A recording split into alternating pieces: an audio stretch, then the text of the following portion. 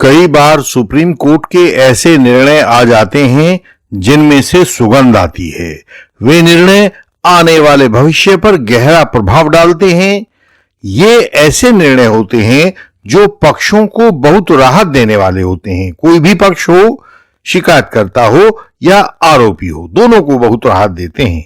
अभी 2 अगस्त 2018 को केंद्र सरकार ने एनआई एक्ट में एक संशोधन किया था। इस संशोधन के द्वारा इस एक्ट में एक नया सेक्शन 143 ए एनआई एक्ट को जोड़ा गया था। जिन केसेस में आरोपी प्लीड नॉट गिल्टी करता था, यानी कि अपनी गलती नहीं मानता था, उनमें यह नया सेक्शन 143 ए लागू हो जाता था।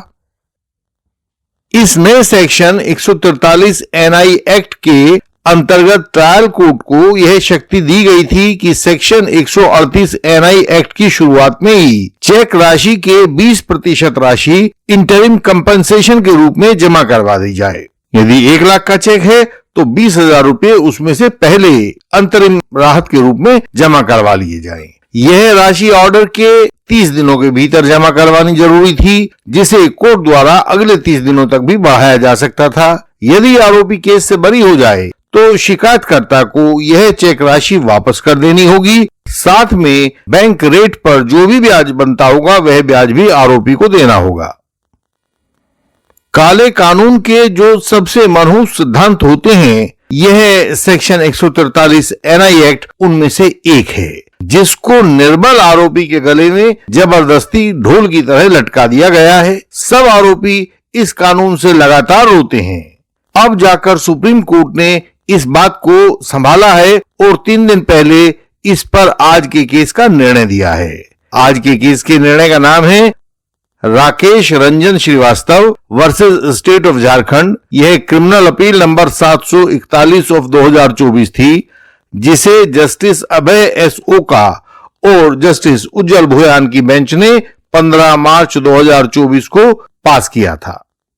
आप जब हमारे मेंबर बनकर अपने केस के पीडीएफ कागजात हमको भेजेंगे तो हमारे एडवोकेट्स की टीम उन कागजात को पढ़कर आपके केस की एक रिपोर्ट तैयार करेगी, जिसमें आपके केस की वर्तमान स्थिति और संभावित भविष्य बताया जाएगा। क्रैशिंग और डिस्चार्ज पर बताया जाएगा और मेंबर्स को यह मुफ्त बताया जाएगा। आपको ध्यान यह रखना है कि पूरे केस के कागजात साफ साफ और पढ़ने योग्य हो। चादर बिछाकर मोबाइल से पीडीएफ बनाने पर उनको पढ़ना कठिन होता है। जितना पढ़ने में आसानी होगी रिपोर्ट उतनी ही अच्छी बन पाएगी, क्योंकि पूरा ध्यान कानून पर रहेगा।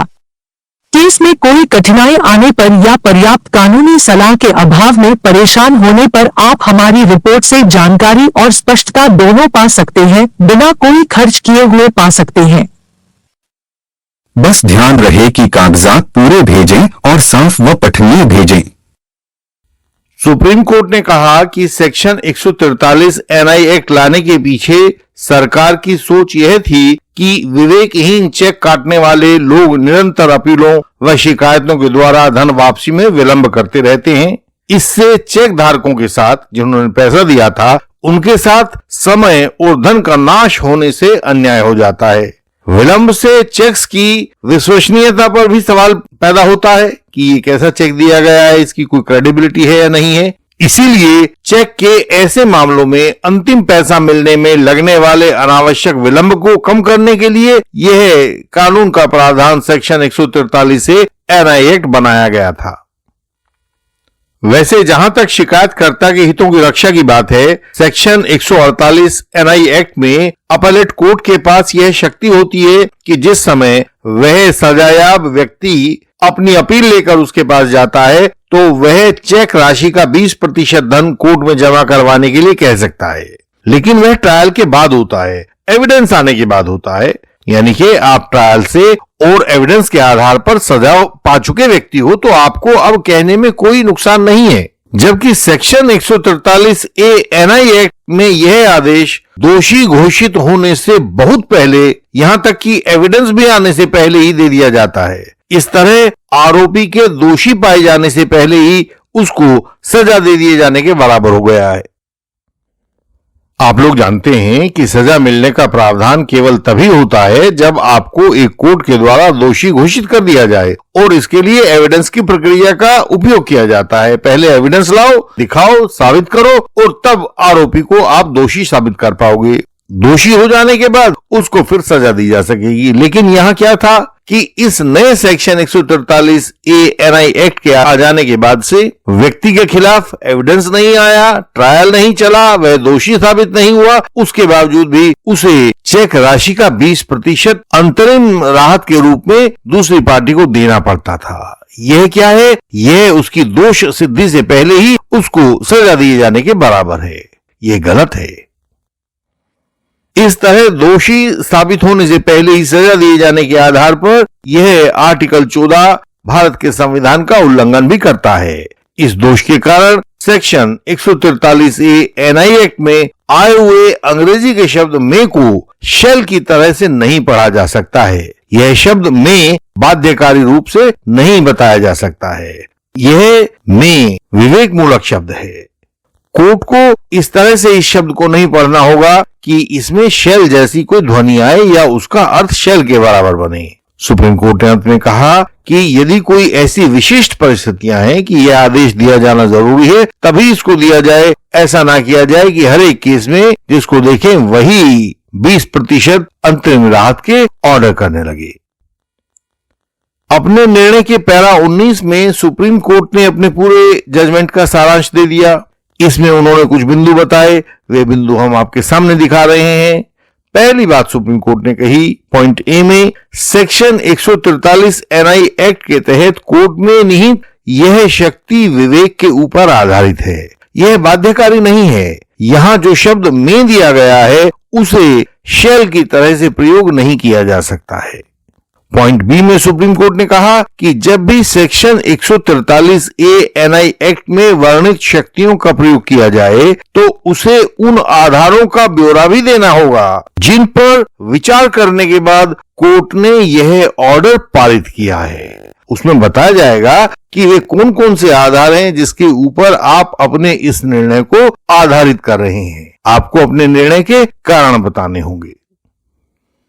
पॉइंट सी में सुप्रीम कोर्ट ने कहा, वैसे भी सेक्शन 143 एएनआई एक्ट के तहत ऑर्डर किए जाने के समय इन बातों का खास ध्यान रखा जाना उचित होगा।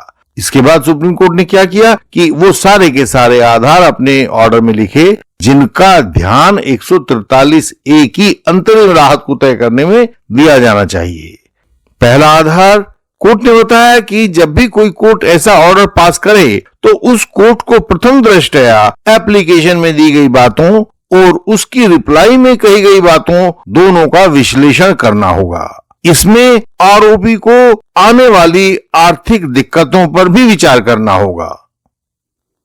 दूसरा पॉइंट, सुप्रीम कोर्ट ने कहा कि सेक्शन 143 एएनआई एक्ट के तहत अंतरिम कंपनसेशन दिए जाने का ऑर्डर केवल तभी दिया जाए यदि कंप्लेनेंट का केस प्रथम दृष्टया साबित होता हुआ दिखाई देता हो।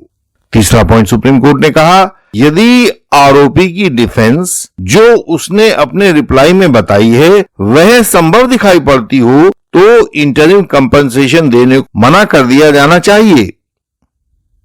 चौथी बात सुप्रीम कोर्ट ने बताई, यदि कोर्ट इंटरिम कंपनसेशन का आदेश पारित करता भी है तो उसमें कितना पैसा दिया जाना चाहिए इस पर भी विचार पूर्वक विश्लेषण किया जाए और उसके बाद ऑर्डर किया जाए। ऐसा नहीं कि आंख मीचो और एकदम से 20% राशि का ऑर्डर कर दो।